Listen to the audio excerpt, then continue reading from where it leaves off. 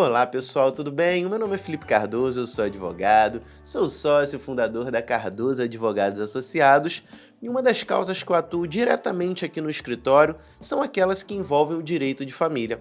E eu quero falar no tema de hoje, mais precisamente sobre pensão alimentícia e a obrigação, ou não, de se dividir o material escolar. Já que nós estamos no início do ano, esse é um assunto que constantemente aparece aqui no nosso escritório. Vamos ver?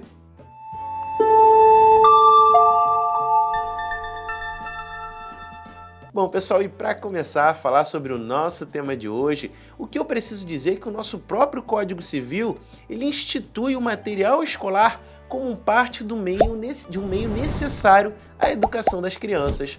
Então, assim como a obrigação alimentar ela deve envolver alimentação, lazer, saúde, ela deve envolver também o próprio material escolar. E como material escolar é uma despesa que a gente tem existente aí todo início de ano, corriqueira, geralmente o que o juiz faz é estabelecer a necessidade de se dividir, ou não, esse material escolar todo início do ano. Então, geralmente é uma obrigação que vai além da pensão.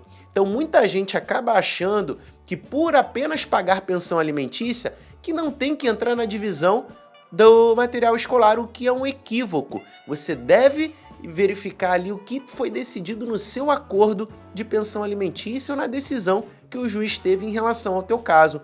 Geralmente, o juiz ele vai estipular como a obrigação de pagar o valor referente ao material escolar como uma questão acessória, uma questão que vai além da pensão alimentícia. Então, em janeiro, geralmente, além da pessoa que tem que pagar a pensão alimentícia pagar esse valor, vai pagar também o valor referente à divisão do material escolar. Isso porque o nosso Código Civil ele estabelece, como eu falei anteriormente, que o material escolar é meio fundamental à manutenção da criança em relação à educação.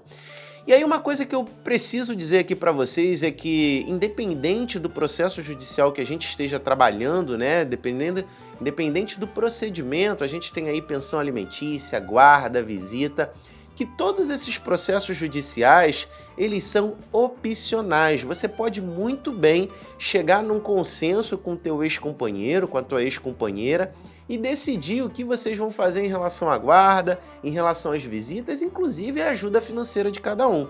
Isso funciona muitas vezes quando as partes elas têm um bom relacionamento mesmo após a separação, mesmo após um divórcio, o término do relacionamento.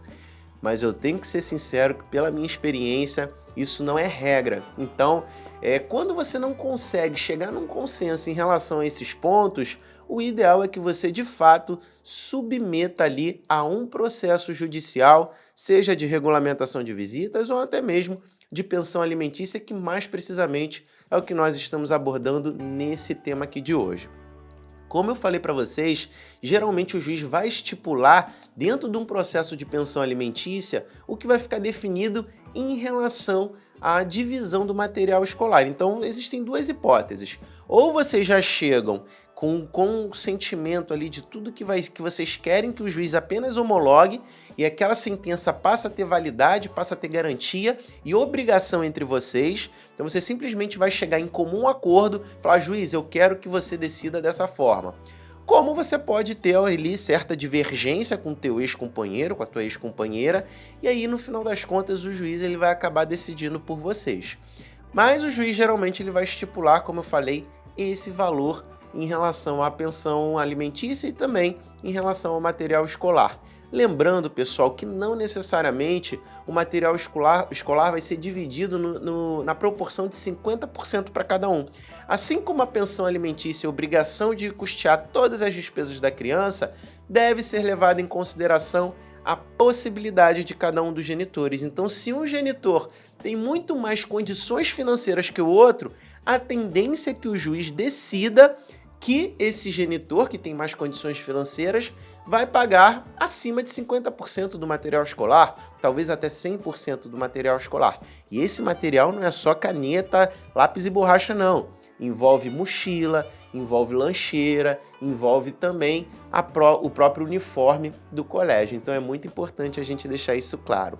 Lembrando, pessoal, que a vantagem de você regulamentar esse acordo judicialmente, ou mesmo pedir para o juiz decidir essa questão, que somente com essa decisão judicial, seja de um acordo ou uma decisão ali unilateral do juiz, somente a partir disso você pode cobrar a pessoa que tem a obrigação de pagar esses valores judicialmente, que traz como consequência o arbitramento de multa caso ele não pague e até mesmo a prisão civil do devedor de alimentos. Então muita gente acha que se não tiver acordado, pode ali entrar com processo simplesmente para cobrar essa pensão, o que não é verdade. Você só pode cobrar judicialmente a partir do momento que você tem uma decisão judicial definindo o valor de pensão ou qualquer outra questão acessória, como no caso do material escolar. Lembrando que a gente pode estender aqui o nosso assunto, por exemplo, para remédios eventuais, despesas extraordinárias que a criança possa vir a ter.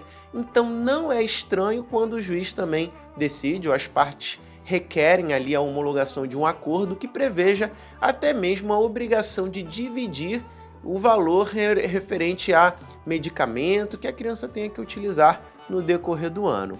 Pessoal, então é importante que esse assunto aqui fique esclarecido.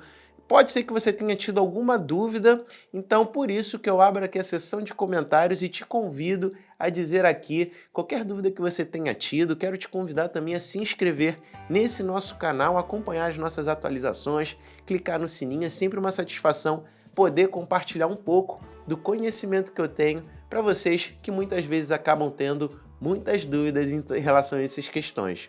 Eu vou ficando por aqui e até a próxima. Tchau, tchau!